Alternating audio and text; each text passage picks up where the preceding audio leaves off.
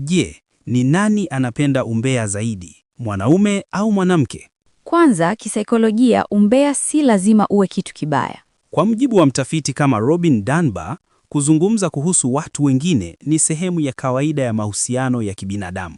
Lakini je, nani anafanya umbea zaidi? Utafiti wa Megan Robbins wa mwaka 2019 uligundua kwamba wanaume na wanawake wanafanya umbea karibu kiwango sawa.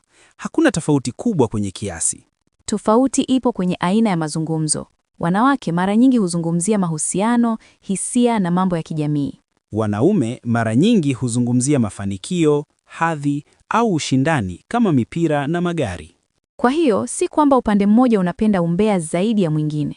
Bali ni kwamba kila mmoja ana mtindo na malengo tofauti katika kupiga umbea.